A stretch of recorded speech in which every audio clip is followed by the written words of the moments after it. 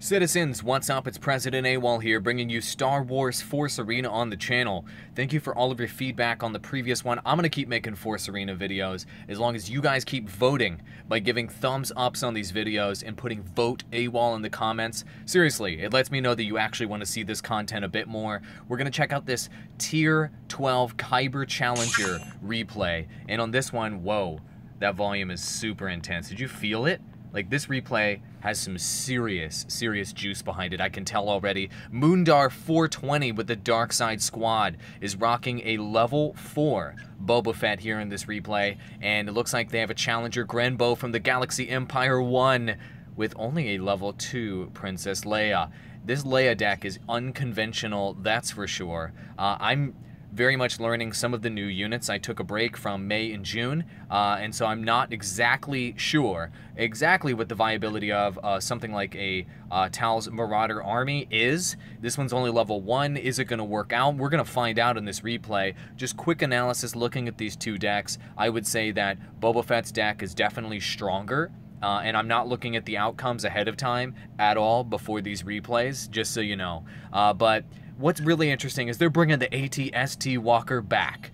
In fact, I think I should John Matt right here. There's the AT-ST Walker. Are these on-screen graphics helping? Here, let me point there. There is the AT-ST Walker right there.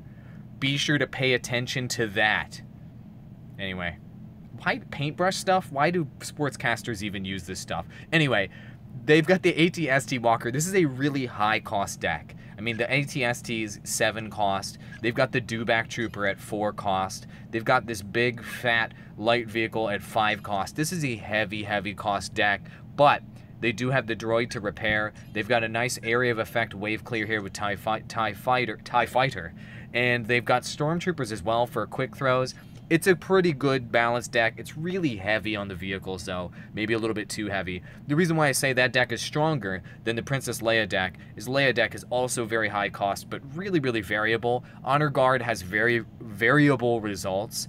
In my experience, Y-Wing, it's okay. It's high risk. It's a high risk usage simply because you don't know if you're going to get your money's worth here with the knockback, which sometimes your placement's right, sometimes it's not. And anyway, let's just get straight into the gameplay. Lots of quick throw units here with Grenadier Troopers as well as Pathfinder. And the Marauder army, is it good?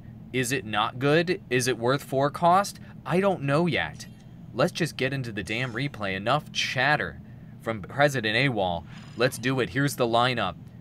Yes, indeed. So my prediction is that Boba Fett will win this one. It's not just because his hero is higher level. It's not, citizens. It isn't.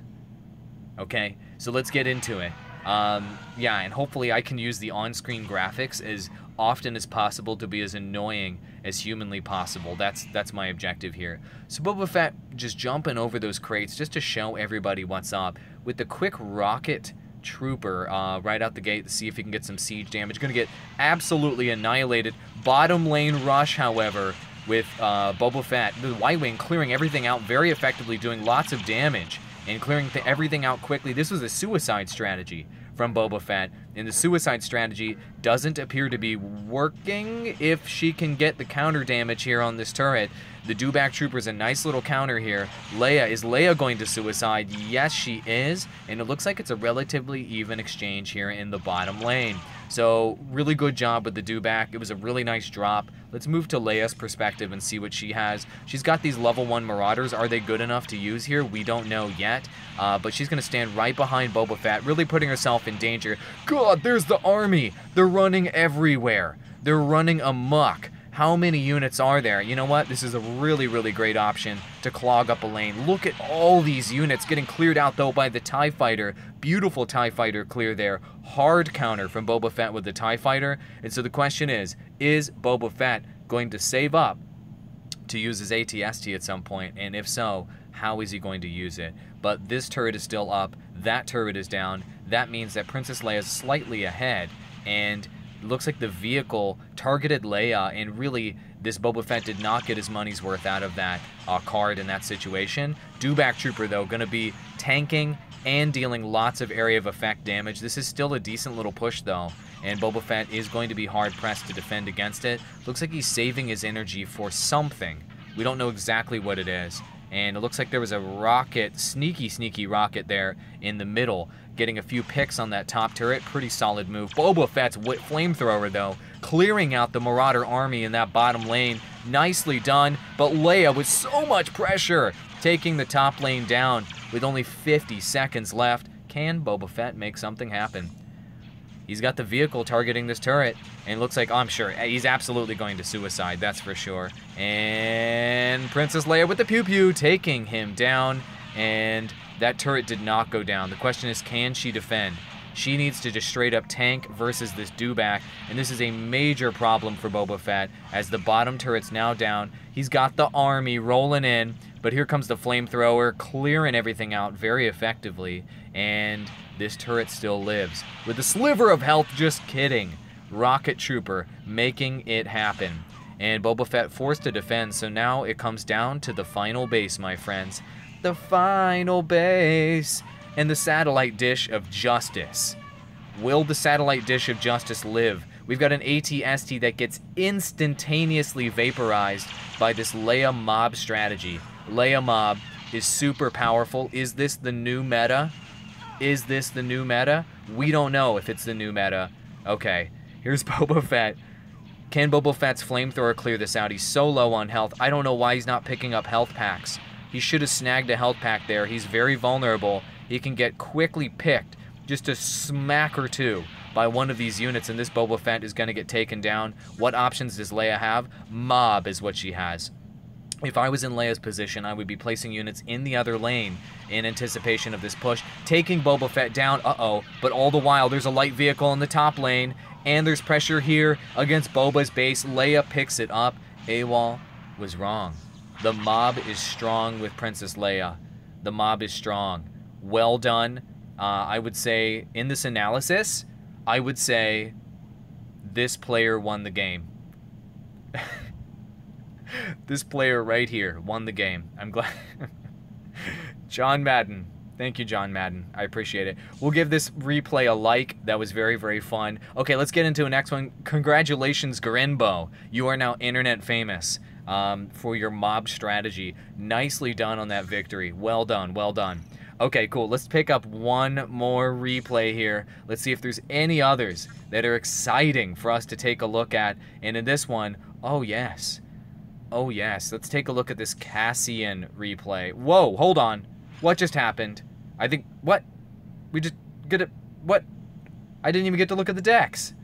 What just happened? Little tiny buttons. I'm sad. Very sad. Look at the overuse of the drawing tool here. I'm very sad. There we go. Okay, we're going to pause. We're going to leave. Let's just take a moment, my friends. Let's take a moment. Let's look at the actual decks that these players are using and show them some respect. Beautiful. Two names I absolutely cannot read because I don't know. I don't even know what languages those are, really.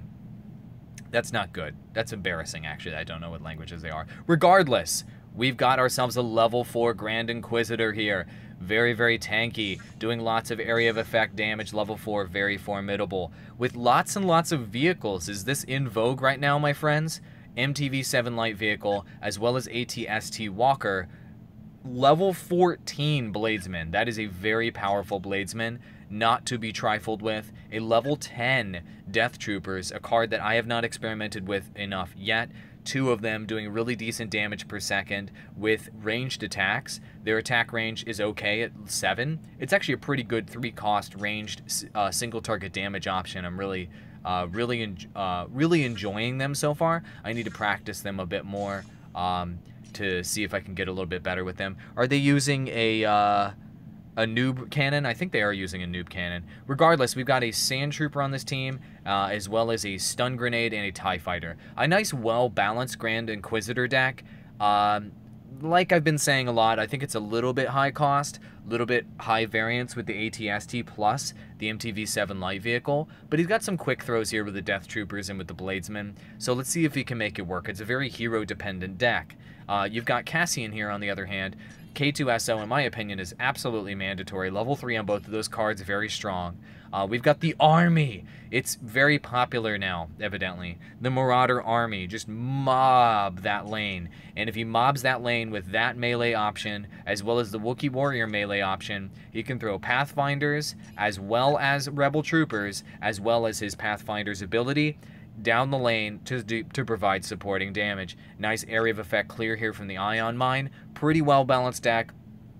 Between these two decks, I would say that Cassian has objectively the stronger deck composition. Will they win the game, though? Let's find out by actually hitting the play button this time. This is my prediction. My prediction is that guy. Such unnecessarily, like, circling of things and just arrow pointing and what have you.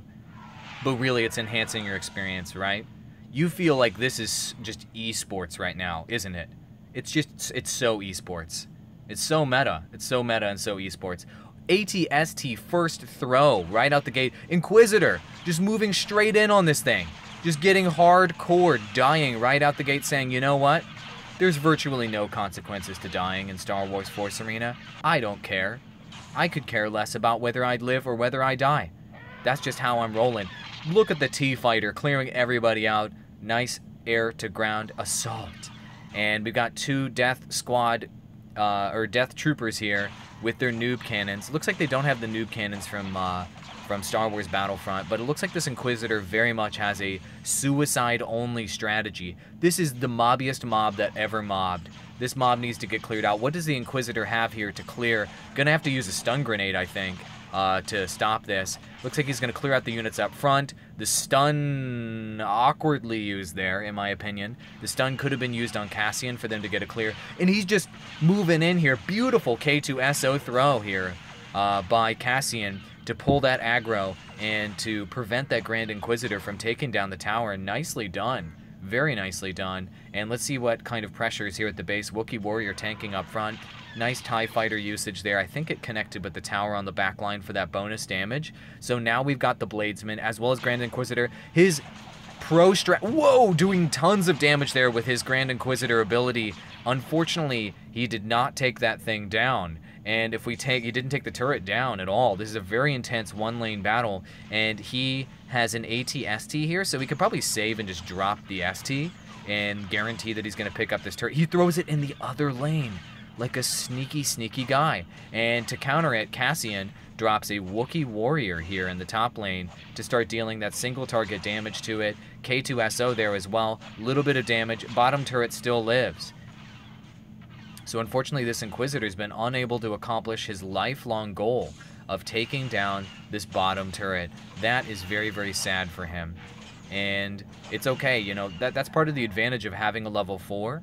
And a really high level hero. It's just tankier. It just can take more damage and you can be more aggressive with it. Like this. I mean, he's just diving straight in here. He could care less about how much mob is on top of him. Gonna lose this turret in the bottom lane. MLC3 light tank. I say the whole name of it. Yeah, I say the whole name of it. This guy right here, he's amazing. And Grand Inquisitor is going to try to take him down. Nice TIE Fighter clear in the top lane, preventing a whole lot of mob damage there. This ATST's at least got to get just one shot here. Like, can he just shoot it once? There it is. Turret destroyed. And now we're tied up at 1-for-1 on turrets, but Cassian is at a disadvantage potentially. If this Inquisitor...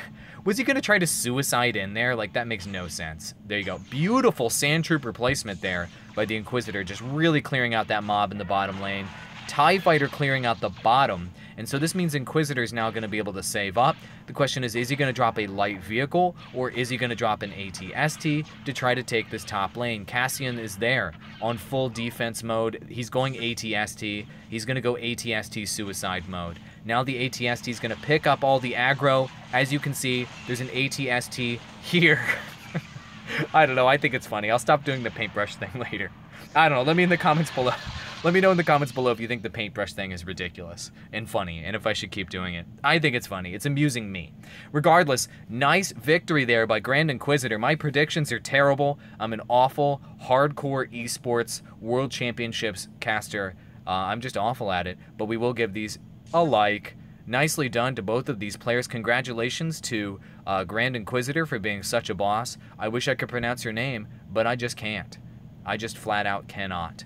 Anyway, that's going to be it for this one. I hope you guys are enjoying me casting games. This is all about supporting the community, so give me a vote by liking this video. Let me know that you approve this message from President Awall. I appreciate it. And let me know in the comments below, citizens, if you want to see more Star Wars Force Arena content. Type vote President Awall. I need to be re-elected as President of Gaming. I need your support.